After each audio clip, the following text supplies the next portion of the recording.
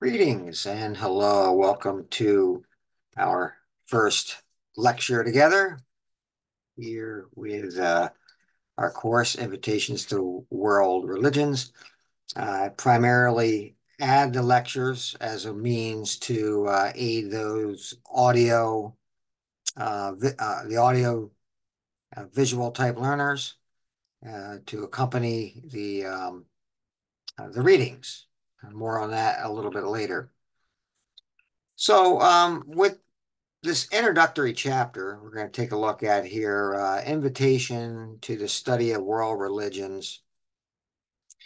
This chapter explores the nature of religion and how to study it from an academic perspective. And the main objective here is to prepare for the study that follows. But the relatively theoretical and methodological content of this introductory chapter is relevant and challenging in its own right. So in this chapter, I want to clarify the importance of studying world religions and briefly to explain the history of this academic field and to introduce the challenge of uh, defining religion, my air quotes there, with examples of some notable attempts to do it.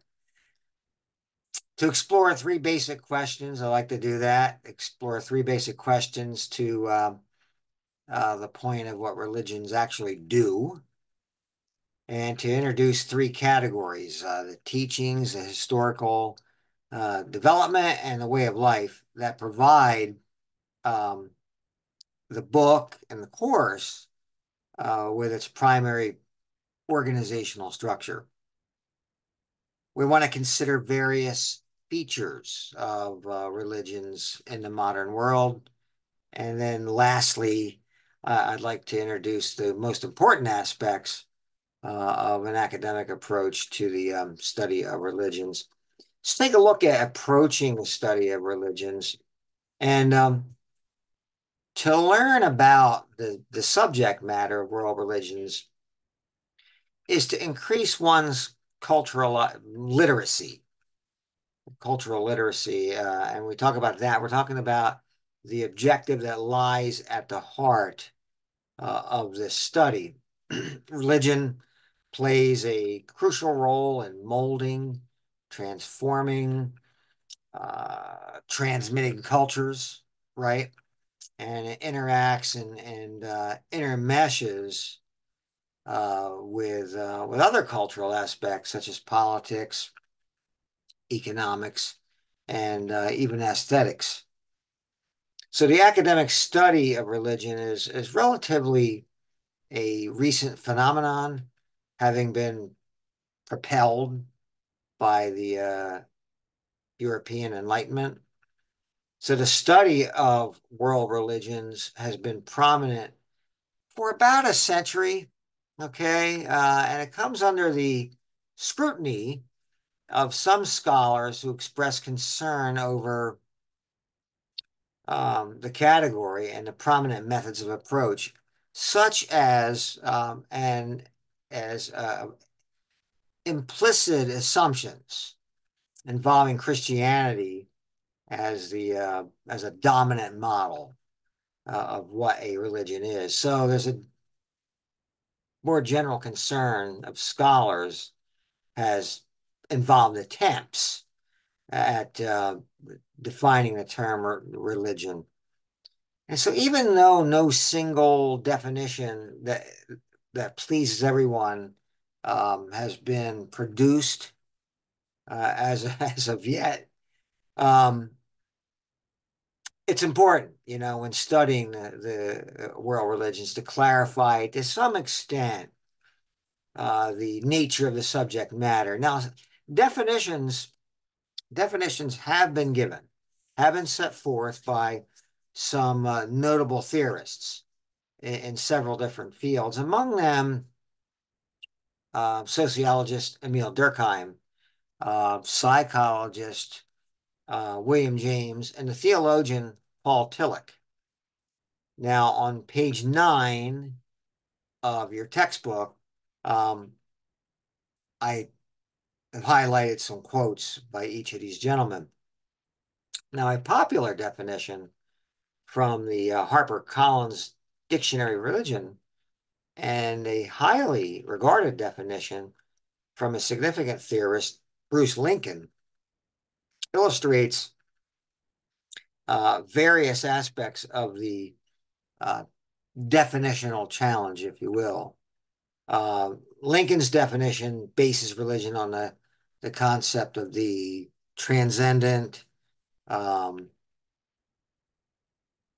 examples of which can be cited from a wide-ranging set of religions. So what do religions do? In analyzing functions of religion and produce a fair and more accurate depiction by considering the variety of life's challenges that these traditions help people to face and overcome. To this end, we will explore three prominent questions that recur in some form in nearly every religion. The first one is, what is ultimate reality? Secondly, how should we live in this world? And thirdly, what is our ultimate purpose?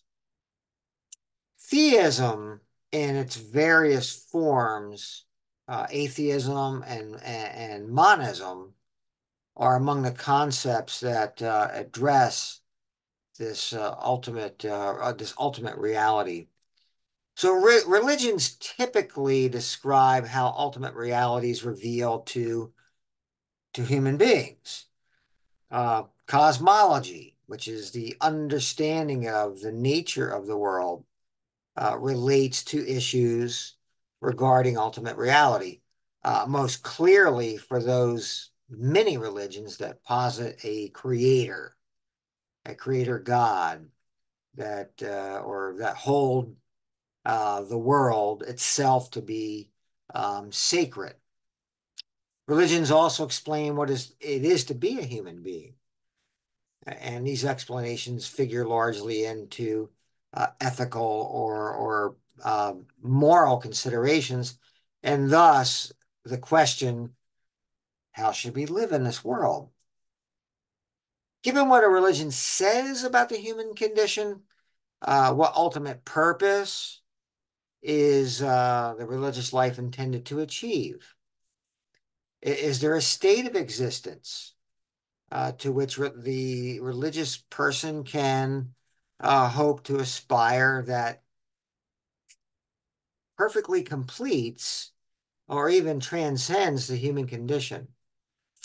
So, in issues involving the problem of mortality into these considerations, religions do not always function to help accomplish what should be done, right?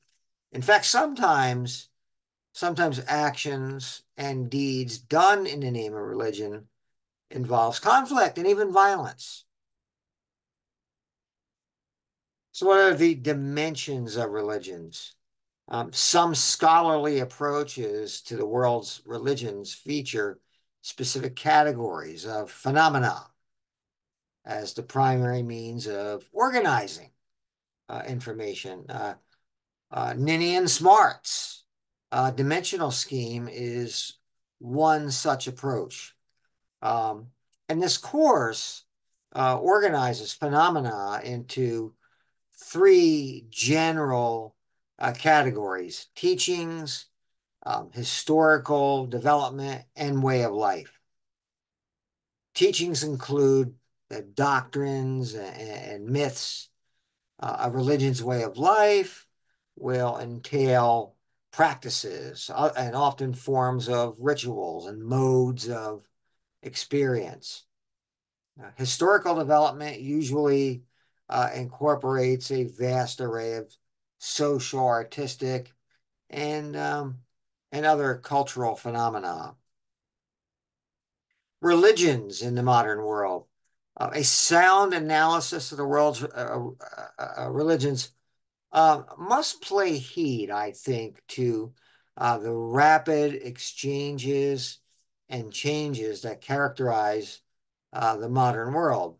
You've got historical transformations that accelerated in the past several centuries by such diverse and powerful factors as colonialism, scientific revolution, uh, economic globalization.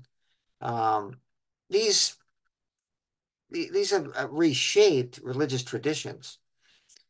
Recently, there have been considerations of religious perspectives on the natural world that have tended to become more prominent. The course also introduced various specific phenomena, modernization, urbanization, globalization, multiculturalism, gender issues in religions, the encounter of religion and science, right? That's been a big one. And religions and the environment. Lastly, an academic approach to the study of religions. Scholars approach the study of religion in a variety of ways. And although there's no such thing as the correct approach, it's helpful to keep some kind of basic concepts in mind. One concept I could think of is the maintenance of and this is a big one, a healthy balance between the perspective of an insider, one who practices a given religion, and the perspective of an outsider, right? One who studies the religion without practicing it. Another basic concept for the academic approach to religion is empathy, the capacity for seeing things from another's perspective. A sound study of the world's religions also features a comparative approach, and it is multidisciplinary. It's polymethodic, drawing on a variety of scholarly fields, including history, anthropology, sociology, philosophy, and women's studies. So there you have it, an overview that will accompany the readings, or the readings will accompany my mini lecture here. I'm going to just close by just addressing the rhythm of the course. And I would suggest that as we get used to that, to get used to familiar with the rhythm of things, I suggest that you look at the week 1 course page model for the chapter 1 spotlights, things to know link in that module. There you will see the chapter objectives, the reading assignment. The reading assignment alerts you as to which pages to read, accompanied by appropriate photographs and captions to enhance the learning. And since we have just 6 weeks, do not delay in looking at the project final, the travelogue. So take care to look at that ASAP, okay? If you have any questions, certainly at this beginning stage, do not hesitate to call me. My number is on the syllabus, and certainly emailing me or texting me, right? Do not hesitate to do that. And in fact, throughout the course, right?